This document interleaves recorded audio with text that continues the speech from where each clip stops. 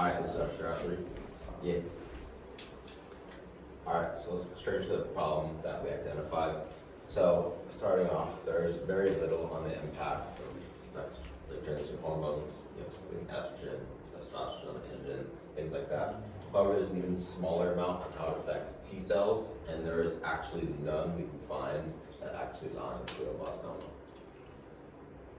Alright, so we're gonna go straight into our experiment setup. We would probably have like a little more like transitioning in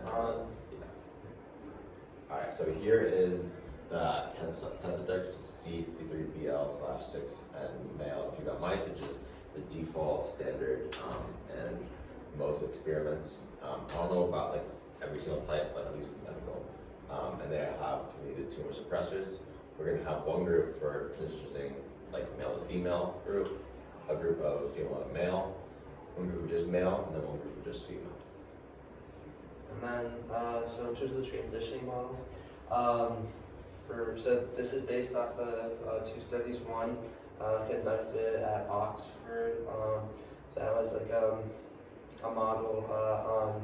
It was like the impact of testosterone therapy. It was looking at like bone structure and bone density. So a little different, but it basically both these studies were attempting to mimic like actual transitioning, and obviously mice have much shorter lifespan than humans, so you have to adapt everything there.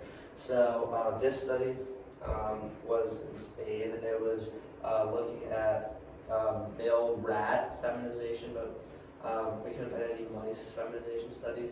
But this was on brain morphology, so pretty closely related.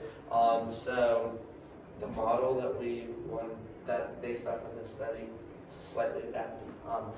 Like basically the result of the study was we wanted to start the mice transitioning from female to male on testosterone ethanate at 8 weeks old. They would receive 0.2 milligram subcutaneous injections twice weekly for 6 weeks, which mimics, because of the starting age of 8 weeks, that mimics the age that humans would usually start transitioning. Then for male mice, they would be started on estradiol valerate and cyproterone acetate. They would receive 0.2 milligrams per kilogram of estradiol and then 0.8 milligrams per kilogram of cyproterone acetate. And then they would start getting these subcutaneous injections at 9 weeks. They would receive it daily for 4 weeks. So that's not exactly the model used in that study, but it's basically from the conclusion of a similar model. Alright, and then just to add on to that, the way that they were giving these mice glioblastoma was through intracranial tumor implantation. And this idea is still under consideration. We don't think it's very good to do that to the mice, so I guess we'll talk about what we're thinking of for that. Because if you go back to the slide, this is the main source that we're using for the glioblastoma creation in the brains of the mice. So it's actually from a book about gliomas.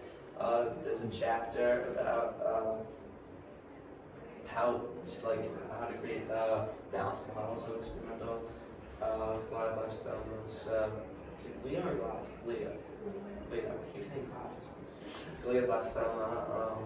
And so this was found to be the most effective at mimicking human glioblastoma. But we're concerned with the ethics of it.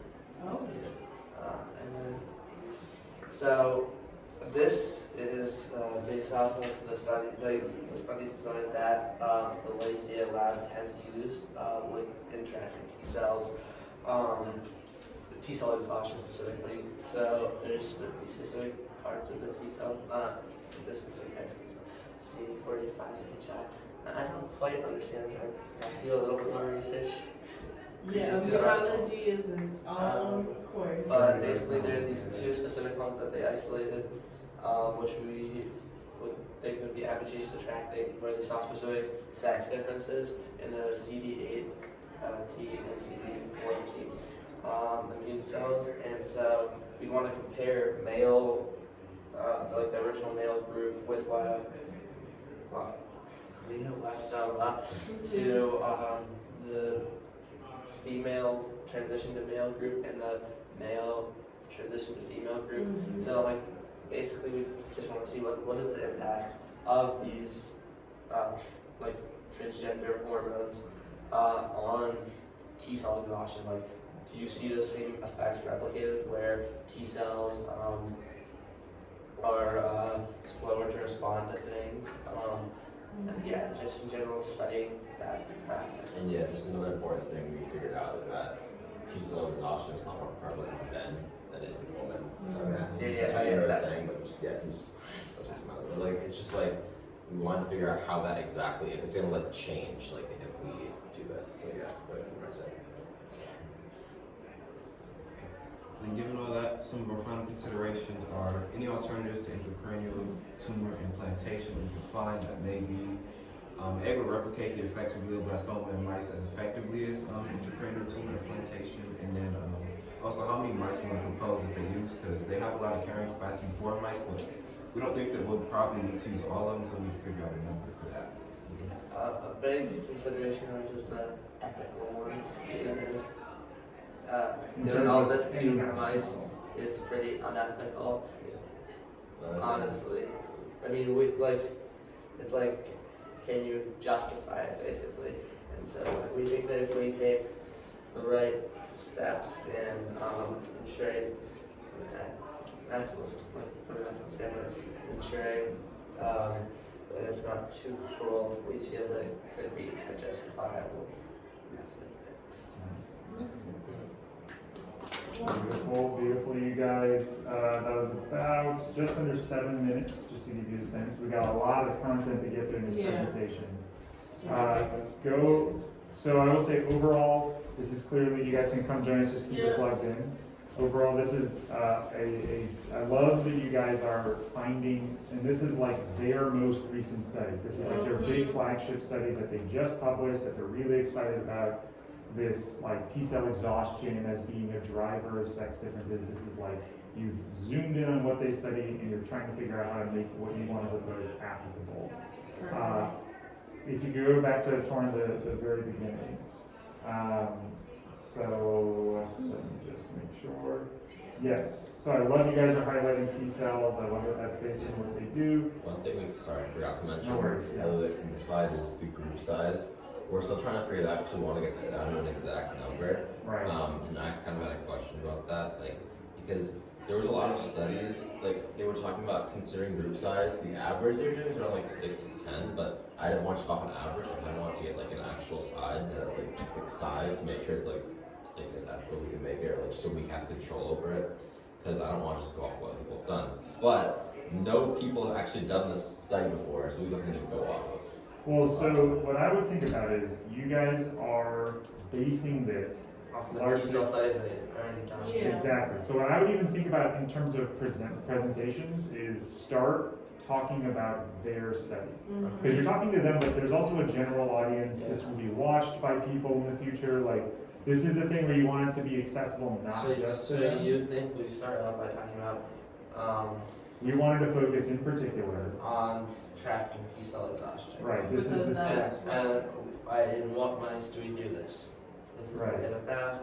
How do we do this? This is how we transition them. How do we track it? This is how we track it.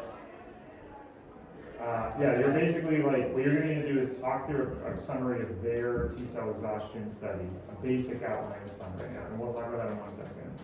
And that will then justify a lot of the decisions you're talking about making in terms of group size, right? Like similar to the study on T cell exhaustion, we'll have this many mice in each group, or this many.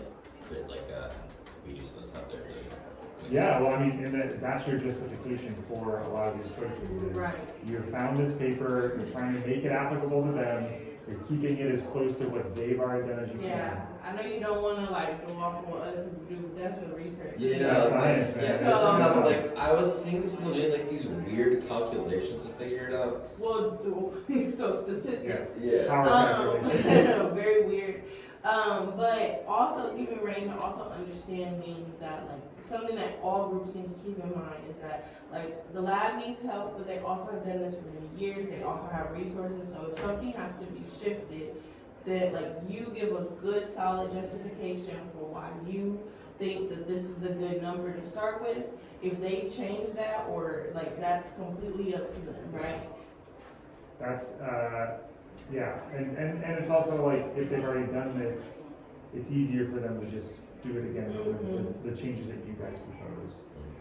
Just so you know, the most common way of pronouncing that strain of mice is to say C57 black 6 mice. That's just what the BL6 C57 black 6 mice. Black 6. Yep, that's what the BL/6N stands for, black 6. I don't know what the C50, it's probably some gene or something, who knows. But deleted tumor suppressors, you're gonna have to be specific. Yeah. Yeah, well that was my, I mean, because, you know, they have to develop Yeah. last Is that what they do in the exhaustion mouse model, or is that in this one? Because usually, next slide. Yeah, this one. Okay. So what I would say is, check to see if this one that you found in this book is the same as the lab uses. Because you're talking to a lab, you're looking at a paper from the lab. In that paper, they should have something that says what they did, or a link to the study that initially established what they do for glioblastoma. And I would just go up that, make it easy on yourselves. You guys, if I'm keeping everything in my mind correctly, I think you're the only group that looked at this paper and that like really zoomed in on it. So just dive into it. Be really focused on it. Can you go back one? Yes. Yeah. So, okay, for the female, this is male to female and female to male. No, this is female to male. That's female to male, and that's male to female. Yeah. Yeah, make sure that you Make sure use that the headers, transition. establish it. And the, Sorry, this is. Yeah, it's just. So I was a little confused by this slide about whether or not you all were, this is something you were proposing, or which It's study gave you what? so this study from Oxford, the one about the mouse model that investigates the impact of testosterone therapy on reproduction. So that one was where we got this, but this wasn't the recommended one because they're looking at bone density, and that had an impact on bone, like it had an impact on things other than bone density, and 0.45 was what they chose, but that was just to change bone density and to mimic human transition models. You want to go beyond that, just those changes that they were looking for. Okay.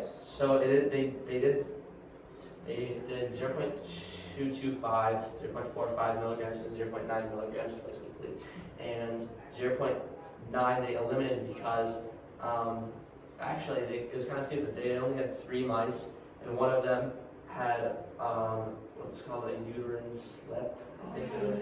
And then so they just decided to not include any of the data from 0.9. So I didn't really feel like they had a good basis for it, eliminating it, and the other 2 mice had results that kind of mimic what we want to see in a human transition. but there's no data from the 0.9 group. There is data. They just Well, but that, ignored it in their conclusion. did you see, was it published in the paper? Yes, they ignored it because they didn't want to. But it's only had a uterine slip, and they didn't want to use it for bone density. did they only include the 2 that didn't have the uterine slip? Well, what no, they said is they're not going to recommend 0.9 because it had a uterine slip. Right, okay, so that might have been the cause then, Yeah. 0.9. So, if that's a possibility, then wanna do you want to suggest that if uterine slip could happen in these mice? Because that's any kind of complication can cause the mouse to die from something you don't want it to die from, essentially. So like that's So you might want to do think about. 0.45. Yeah. Or think seriously think about it, and with whatever it is, I mean what you just gave me more clearly stated both through the slide and through how you present it. Yeah. Because all of that is wonderful. I didn't get none of that the first time we Yeah. ran through it, okay? So I need you to be specific. So-and-so at all 2019 was looking at bone density changes based, and how that's affected by transitioning female mice to male.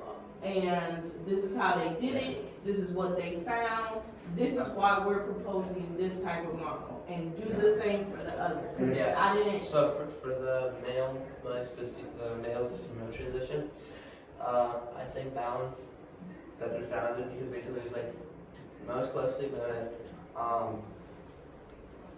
human transition, like this is what you do. And this one, I thought that it wasn't like explained very well, basically why they chose 0.45. Like they didn't really back it up. They were just like 0.25 wasn't strong enough and we didn't want to use 0.9, so we used 0.45. And so when you looked through their methods, their background, they didn't say it, and their methods didn't have a citation. I think their study, I don't know if I've asked the full study. It's like, seems like it's not just an abstract, it's like fragmented. It feels like there's things missing from it. Like I can see that there's like stuff. I don't know. I'm gonna try to find a different, like try to find it on Sci-Hub.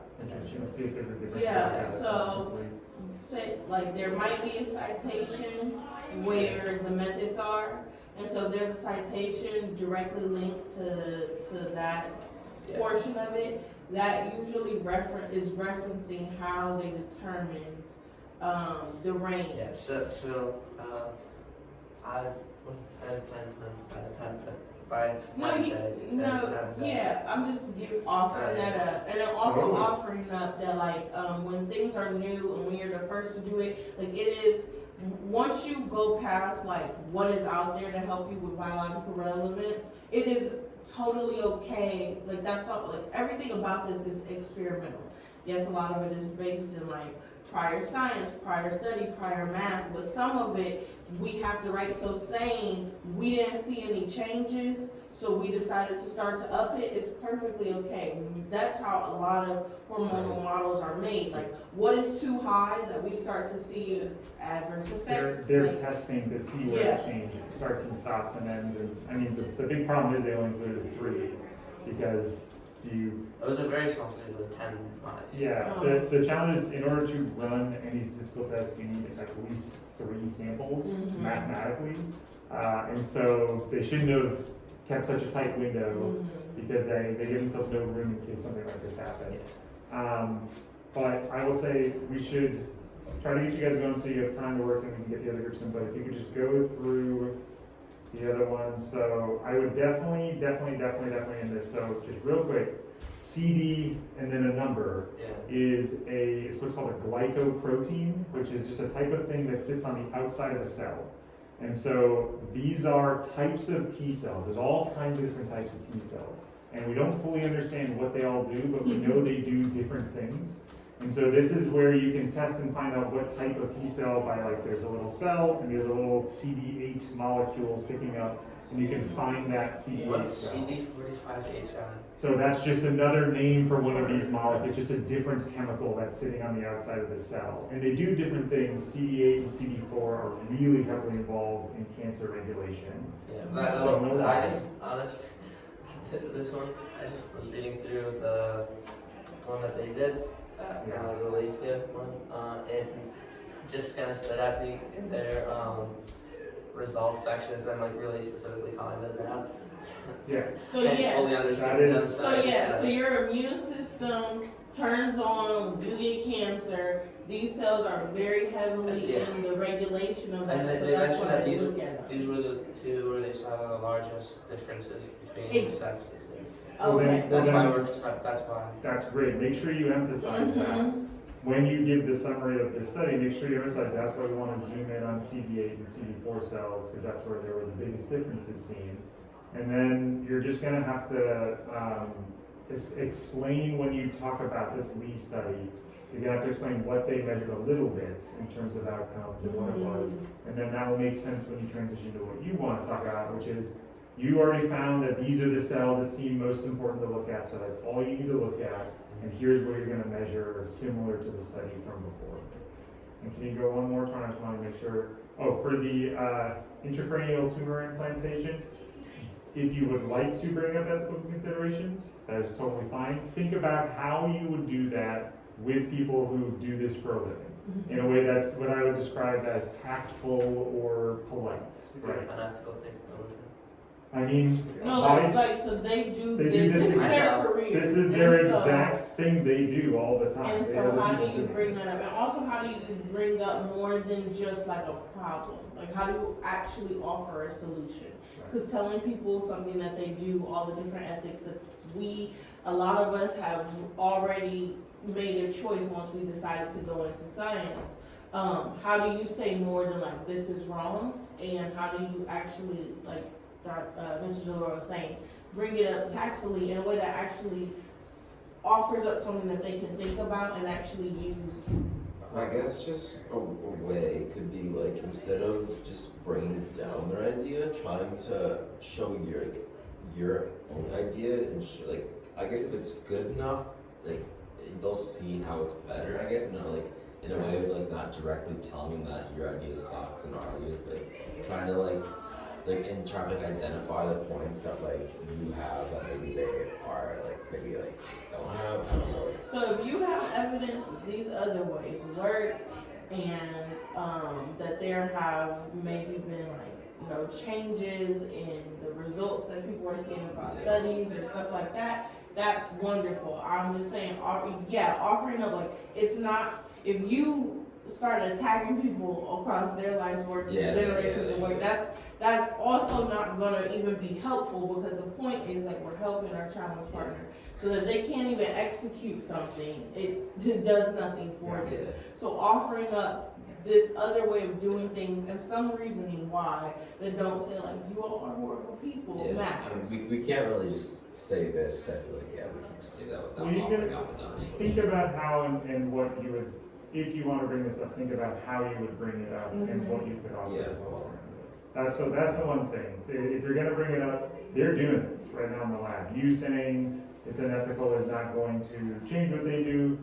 You could offer them an alternative thing in that light, right? They have already made peace with the ethics of this choice, and they would, I'm sure, have plenty of opinions to talk to you about why they do it and all those kinds of things.